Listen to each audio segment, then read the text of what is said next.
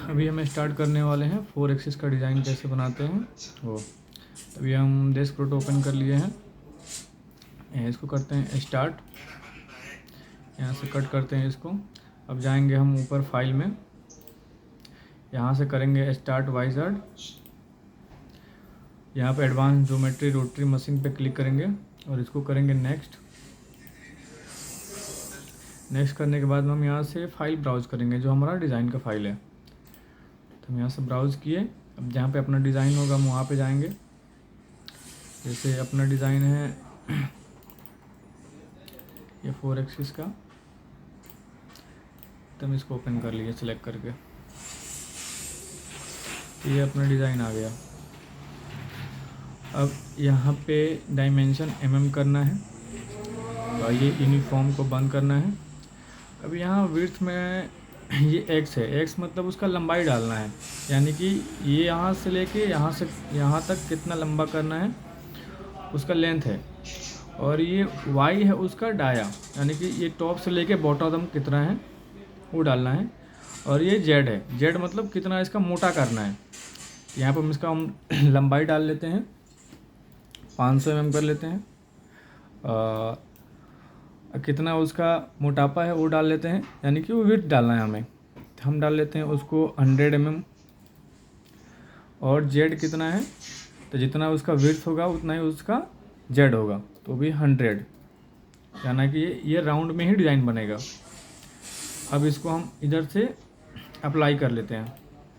Apply करने के बाद में ये ओरिजेंटेशन इंडिकेटर द टॉप सरफेस, यानी कि ओरिजिन किस साइड पे करना है वो दिखा रहा है यहाँ पे। तो हमें टॉप पे ही करना है, टॉप पे ही सिलेक्ट करना है। फिर हमें यहाँ पे नेक्स्ट कर देना है।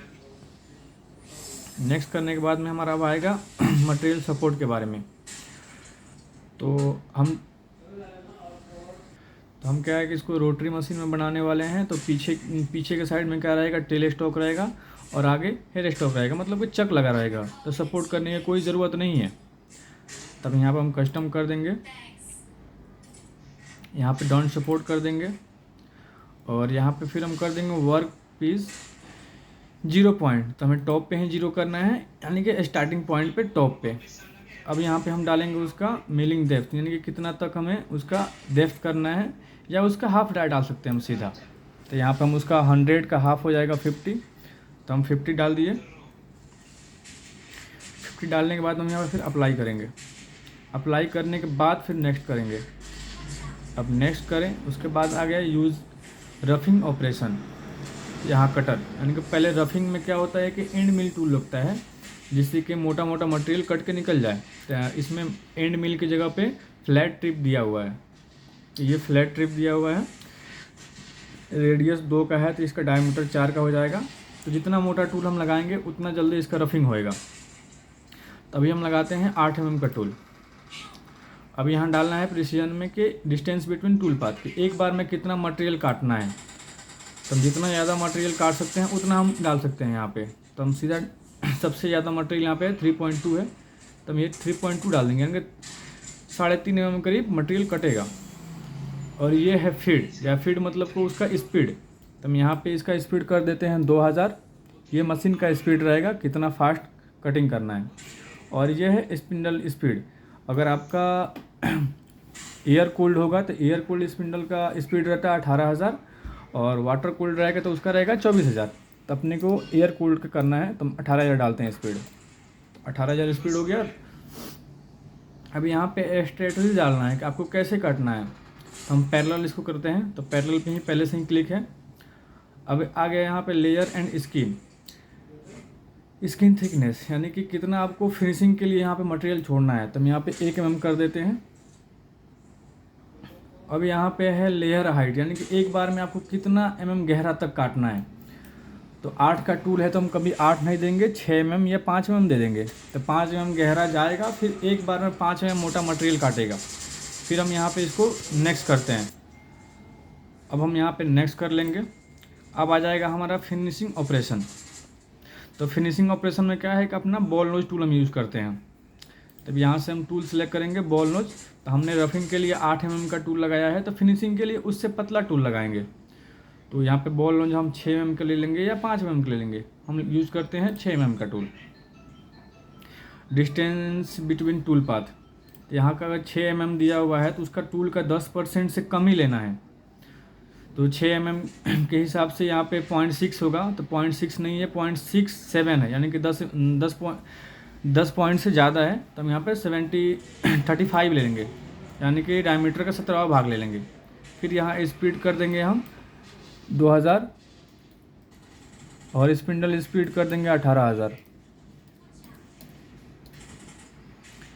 स्ट्रेटजी रखना है, कटिंग किस साइड से करना है तो उसको पैरेलली हम कर देंगे, इसको नेक्स्ट कर देंगे और फिर इसको फिनिश कर देंगे। अपना क्या है कि अब टूल पाथ बनाना है। बनाने से पहले हम उसका फिर एक बार रिवीजन कर लेते हैं कि वो सही है कि नहीं है। तो हम अभी पहले रफिंग का चेक करना है, तो रफिंग पे 2 बार क्लिक करेंगे। हमने टूल कितने का यूज़ किया है, तो 4 mm रेडियस है, उसका डायमीटर 8 का है। डिस्टेंस बिटवीन टूल पाथ, एक बार में कितना मटेरियल काटना है, तो 3.2, और यहाँ पे फीड है उसका 2000, यानी कि स्पीड है उसका 2000। स्ट्रेटजी देख लेते हैं, तो हमने पैरेलल काटना है, यानी कि ऐसे खड़े खड़े, और उसको हमें क्या करना है, अगर राउंड वाइज घुमाना है यानी कि 360 डिग्री में घुमाना है तो अराउंड एक्सिस कर देंगे यहाँ पे।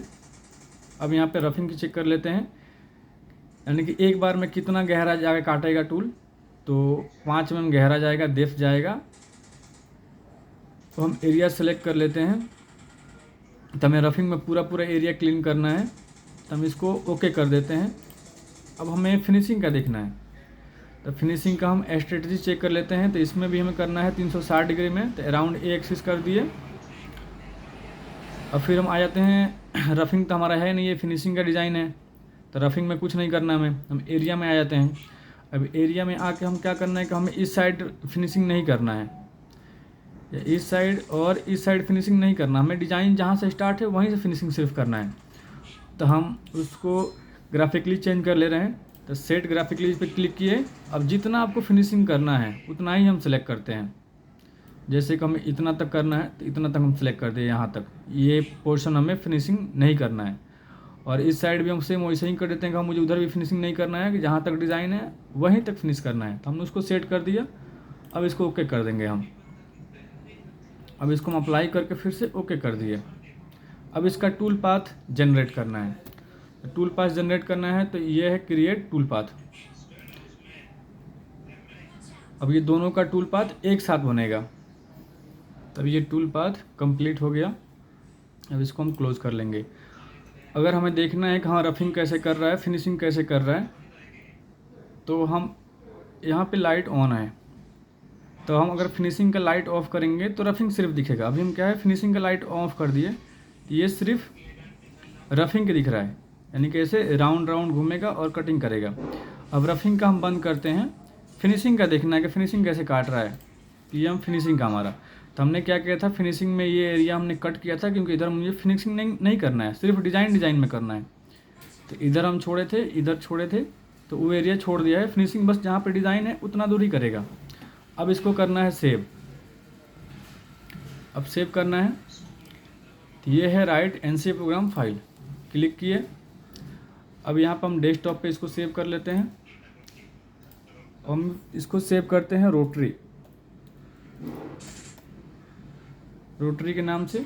अब इसको हम सेव कर लेते हैं।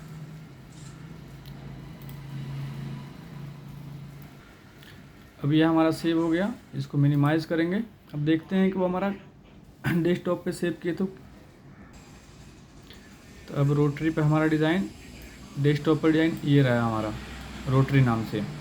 अभी इसमें क्या है कि हमारा एक ही फाइल दिख रहा है, और ये फाइल जो है वो फिनिशिंग का है। कैसे मालूम चला कि ये फिनिशिंग का है या रफिंग का है, तो हम वो फिर से सॉफ्टवेयर ओपन करते हैं। यहाँ पे लाइट दिख रहा है, यहाँ पे जो जिसका लाइट ऑन रहेगा वही सिर्फ सेव होगा।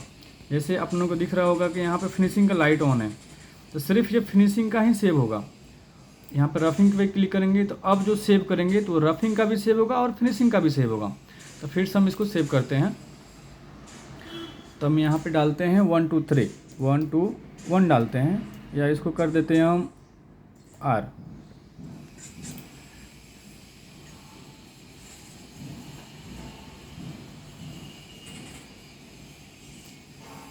ये सेव हुआ। ये सेव कहाँ हुआ, तो यहाँ पे दिख रहा होगा कि ये R1 से रफ है, R2 से फिनिश है, यानी कि R1 क्या है, R1 पहले लगाना है हमें रफिंग करने के लिए। रफिंग हो जाएगा उसके बाद हमें फिनिशिंग का टूल लगाना है और फिर फिनिशिंग का जॉब चलाना है।